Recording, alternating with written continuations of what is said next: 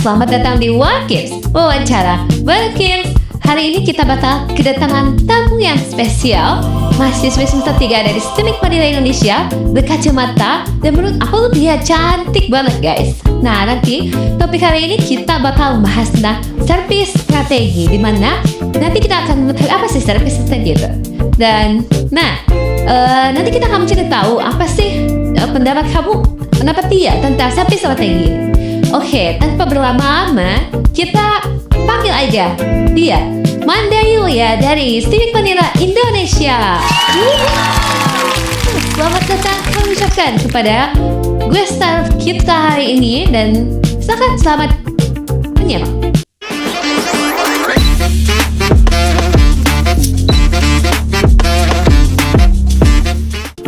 Hai semuanya, kenalin nama aku Manda Yulia. Aku mahasiswi semester 3 dari STMIK Madura Indonesia. Di sini ini suatu kehormatan banget buat aku bisa hadir di Wakils hari ini. Aku ucapin terima kasih banyak kepada semua pihak yang udah bisa undang aku, dan sekarang aku bisa akan menjadi narasumber di sini. Nah, topik hari ini mungkin ya sesuai yang disebutnya Wakils tadi, akan membahas tentang servis strategi. Menurut kamu, servis strategi itu secara garis besar itu apa? Nah, jadi menurut pandangan aku, servis strategi itu adalah suatu bagian dari manajemen layanan atau ITSM yang berfokus pada penyusunan dan perencanaan servis layanan, sehingga si layanan tersebut itu dapat memberikan nilai bagi pengguna atau organisasi. Nah, jadi secara sederhananya itu, servis strategi itu adalah seperti layanan apa yang harus disediakan, untuk apa, untuk siapa, dan bagaimana cara mengelola layanan tersebut agar menjadi lebih bermanfaat dan menguntungkan. Seperti itu kan. Lanjut pertanyaannya. Oke, lanjut.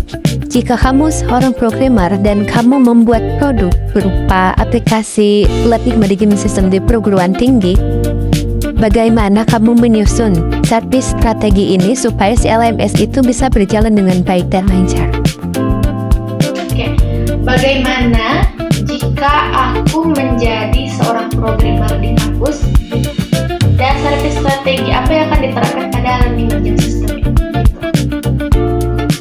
Oke, teman-teman. Jadi di kampus aku ada learning management system, di mana itu merupakan sarana untuk belajar mengajar atau sarana untuk akademik agar lebih efisien dan fleksibel secara digital. Nah, jadi menurut aku tuh jadi tujuan servis strategi ini untuk mengoptimalkan atau mengefisiensikan supaya si LMS ini bisa berjalan dengan lancar dan semua stakeholder bisa menggunakan LMS tersebut. Nah, jadi aku susun dengan beberapa cara ya. Yang pertama itu identifikasi kebutuhan dari stakeholder itu sendiri. Nah, kita tuh harus identifikasi dulu ada berapa stakeholder yang berhubungan dengan LMS ini. Kalau di STMIK Madura Indonesia, yang aku tahu ada 3. Yang pertama adalah mahasiswa. Nah, si mahasiswa ini berkebutuhan di LMS yaitu untuk mengelola tugas, mengirim tugas, absensi, dan juga ada forum diskusi. Lalu selanjutnya ada dosen, di mana dosen ini mengelola materi, mengelola tugas juga untuk diberikan kepada mahasiswa, menginput nilai, dan sebagainya. Nah, lalu selanjutnya juga ada admin. Nah, biasanya admin ini dikelola oleh BAK ya kalau di kampus, dan berkebutuhan di LMS itu untuk manajemen user, jadi mengelola role mana saja yang wajib untuk masuk ke dalam LMS tersebut, seperti itu. Nah, lalu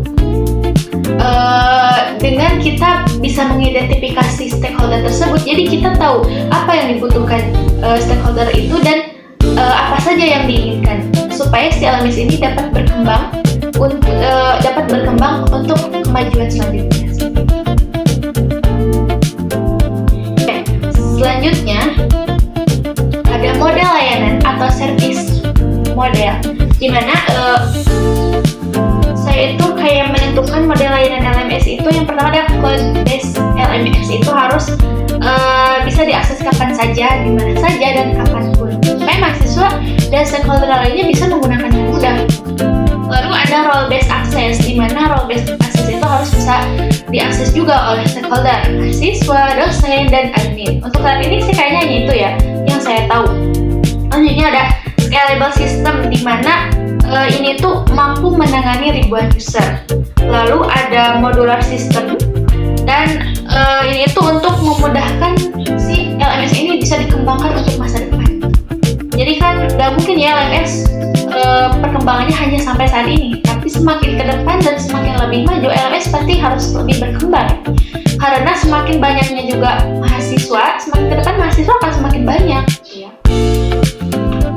Dan dengan model ini, layanan LMS ini harus bisa berkembang juga. Nah, lalu selanjutnya ada strategi ketersediaan dan keandalan atau availability strategi, di mana agar LMS ini bisa berjalan dengan baik itu harus ada server uptime tinggi, di mana 99% itu harus bertambah.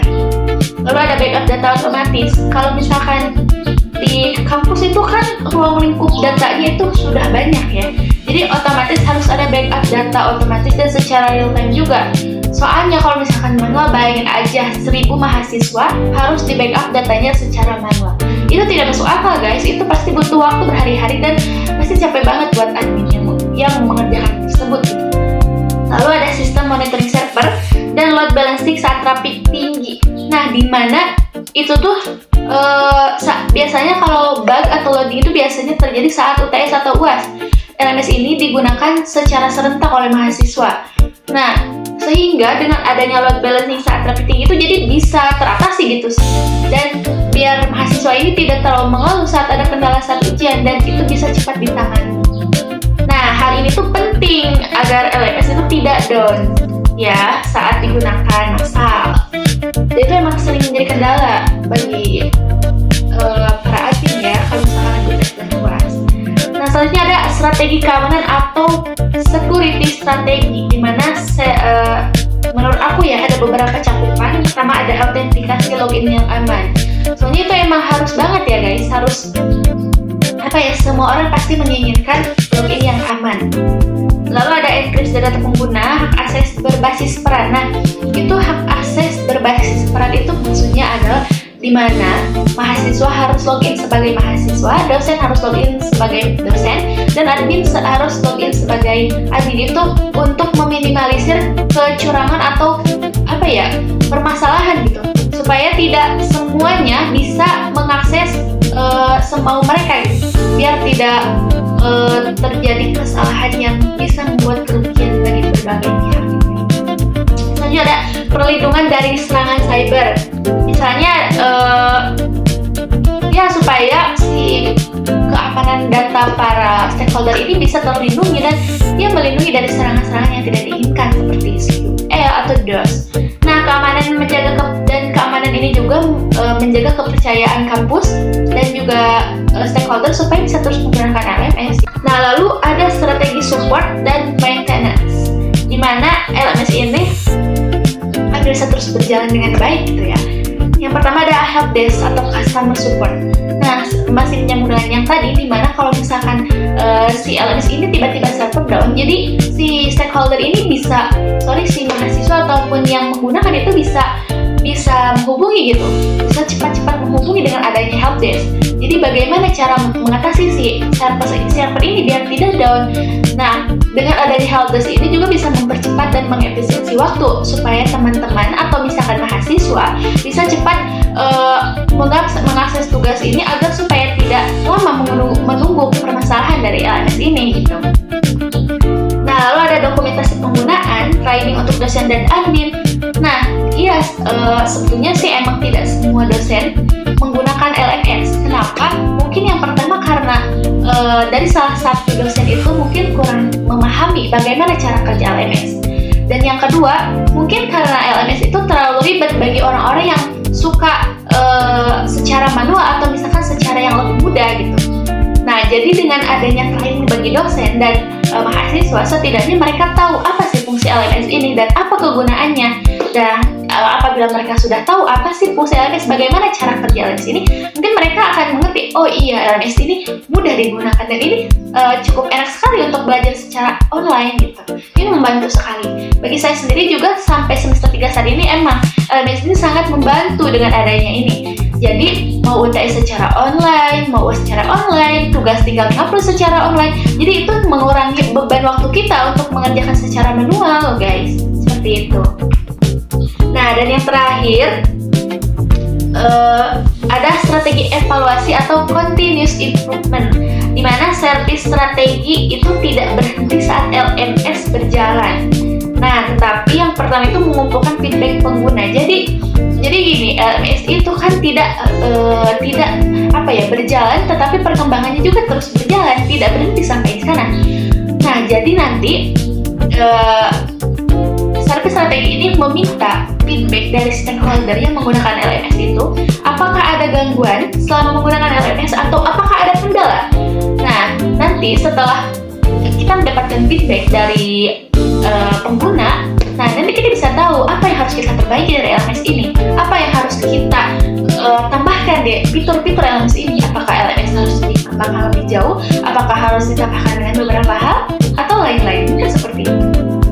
Lalu selanjutnya ada analisis penggunaan sistem, lalu ada evaluasi performa layanan. Nah, jadi setiap ketika kita sudah menjalankan dan sudah tahu apakah LMS sudah berjalan atau tidak, kita harus mengevaluasi apa sih yang terjadi dengan LMS. Apakah sistemnya berjalan lancar, apakah sistemnya error, ataukah sistemnya sangat baik untuk digunakan dan rekomendasi untuk seluruh mahasiswa. Nah, lalu pengembangan fitur baru sesuai kebutuhan kampus. Nah, jadi itu masih menyambung gitu loh, Kak. Masih nyambung ke apa sih yang dibutuhkan dengan stakeholder, seperti itu.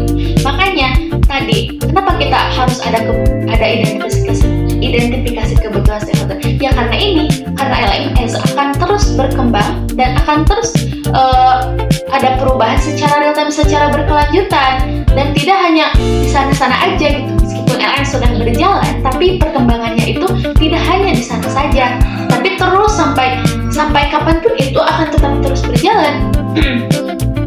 Nah, hal itu memastikan LMS itu tetap relevan dan berkualitas, sehingga sebagian dari mahasiswa atau seluruh mahasiswa dan stakeholder lainnya di STIMIK Madira Indonesia dapat menggunakan LMS dengan baik. Seperti itu. Nah, jadi kesimpulannya itu, servis strategi LMS itu harus disusun secara menyeluruh dan hierarki gitu. Jangan sampai ada kesalahan dalam menyusunnya, karena kalau misalkan kita ada kesalahan dalam menyusunnya, itu bisa aja bikin kita itu jadi merugikan diri kita gitu.